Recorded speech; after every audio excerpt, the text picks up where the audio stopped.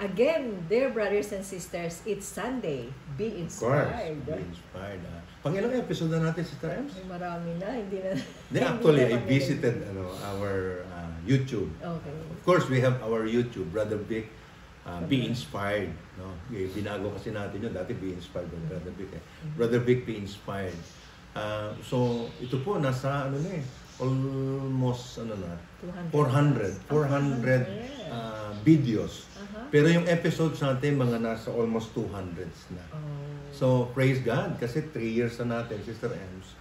Patuloy tayong nagsusumikap para tayo magsilbi sa ating mga kapatid. No? Para ihatid natin yung magandang balita ng ating Panginoon.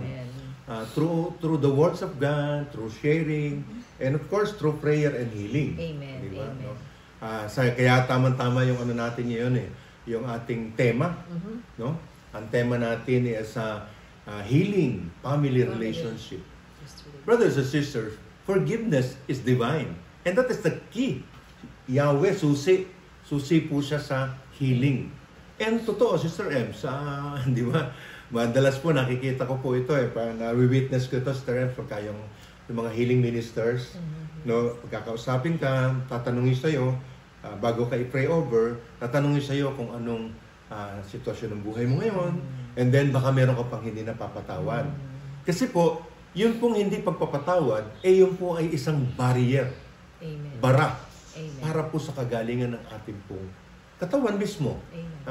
Most especially, the healing of our soul.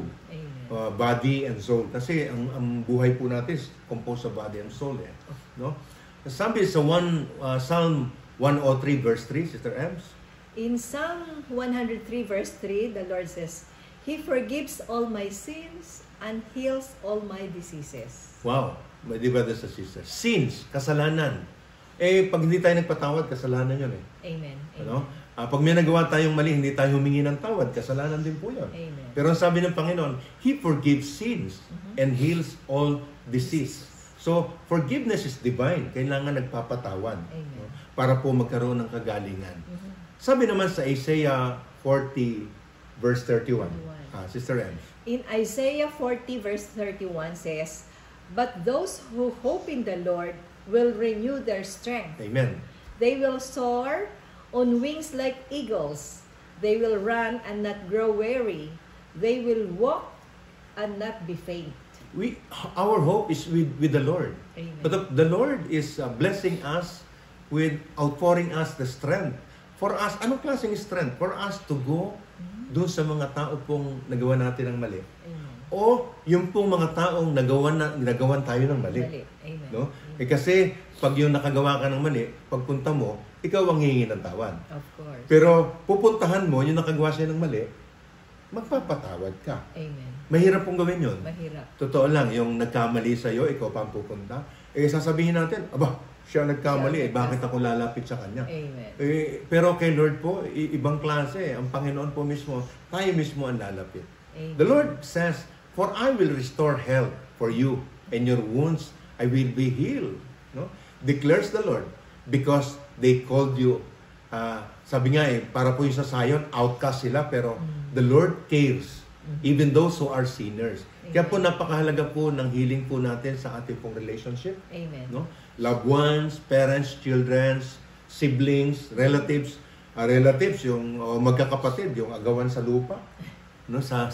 Sa kayamanan, sa pamana, no? Totoo lang. Amin po magulang, pumano na po sila. Maliit lang po ang pamana, pero sometimes kakaroon din po ng konting hidwaan dahil lang po sa maliit na pamana. No, I hope kila Sister Emma hindi. No? Kasi siyempre, pagdating na po sa kayamanan, ang tao talaga nag-iiba ugali. Request ko na lang kay Lord, Lord, kung maipapamana sa akin ng parents ko, huwag yung sakit ha. Ay. Pero sabi nung Okay, isang di naman pinapamana yun, di ba? Hindi, sabi nga nung isang, parang pari yata ang nagsabi na, ang minana daw niya is diabetes. Diabetes. Hindi naman. Ikaw, gusto mo kapatid, pagmamana ka, sakit? No.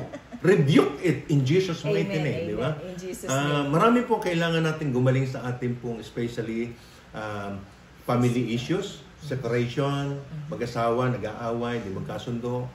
dahilan pera, dahilan yung infidelity, no? Ano pa, mga dahilan, Kaya this week lang ba yun? Last week, nag-post ako ng nagsisay ka ng I love you, it's not enough, no?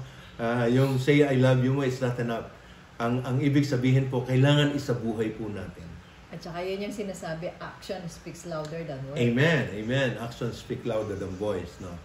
So, pagdasal po natin mga kapatid, ang ating po marami po tayong nag-request sa atin, Sister M. Unahin mo muna yung mga nag-request sa atin. Sige daw. We will include in our prayers, my dear brothers and sisters, for the complete healing of Brother Alex Ignacio, Sister Estrella Shen, Sister Aurelia Atas, Ma'am Corazon Dillon. Amen. Of course, our very own Brother Joey Balete. Maria Yolanda Palagod. Yes, Maria Yolanda Palagod, Faye Agustin, Maroha Palagod, Gio and Carlota Giangona. Also for the healing of Sister Lourdes Puno, our very own Dr. Denia Mapalo.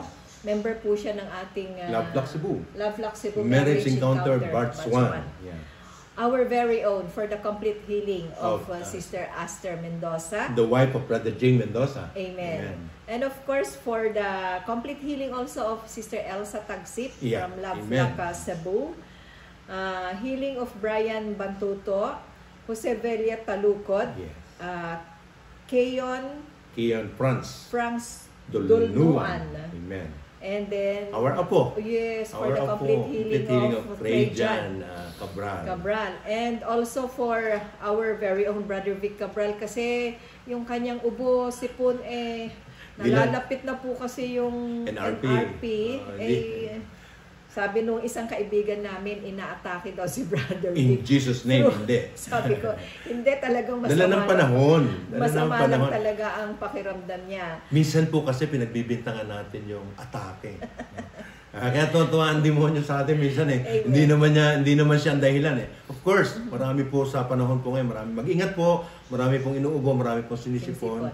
Ako po pag-graduate na and I thank God for the complete healing with the brothers and sisters. Let us also for the complete healing of Mami Solita Folsong and also for Brother Patrick Moore. Thanksgiving of MJ Dulawan, Sister Lita Polmaran, Sister Des Lasso, Lourdes Lasso, Janet Geltingues, Geraldine Ragsak, Jamay and Joseph Gahit for Thanksgiving again of Brother Eric Capuras. Amen. And also for the complete healing of Sister Virginia Macarilay. Amen. So brothers and sisters, join us. Samahan niyo po kami, Sister Emma, sa maikling panalangin. Amen. Panalangin para po sa kagalingan, panalangin po sa ating mga request. Sa ngalan ng Ama, ng Anak, ng Diyos, sa Espiritu Santo. Panginoon, narinig mo po ang aming mga hinaing. At narinig po namin, Panginoon, na sinasabi mo sa amin, magpatawad kami. Amen. Upang kami iyong patawarin, Panginoon. Lord God, we lift up to you, our brothers and sisters na meron pong karamdaman. Bigyan mo po sila ng kagalingan. Touch them, O Lord God. And we believe, Lord God, you are touching them, O Lord God, in Jesus' mighty name. Amen. Lord, yung po mga humihiling ng mga financials, trabaho, kagalingan sa drug addiction, sa alcohol addiction, Lord God, free them. Lord God, yung gusto pong lumaya sa masamang relationship, Lord God, i-free mo po sila, Panginoon. Palayaan mo po ang bawat isa po sa amin, O Panginoon Diyos. Lord God, we lift up to you those who have a thanksgiving, papasalamat, dahil po sa napakaraming biyayang tinatanggap po nila. Lahat po ng ito ay samot na langin namin. Sa pangalan ni Jesus, sa bubuhay at naghahari, magpasawalang hanggan. Amen. Lord God, we lift up to you also our forthcoming National Retreat for Priests. Yung po mga pare, yung po mga obispo na darating po rito, naniniwala po kami na iaayos mo po ang lahat po ng ito para po sa kalululahati ng iyong pong pangalan at sa pagmamahal po namin sa simbahan, pagmamahal namin sa mga pari. Yes. In Jesus' mighty name, we pray. Amen and amen. Father, the Son, and the Spirit. Amen and amen.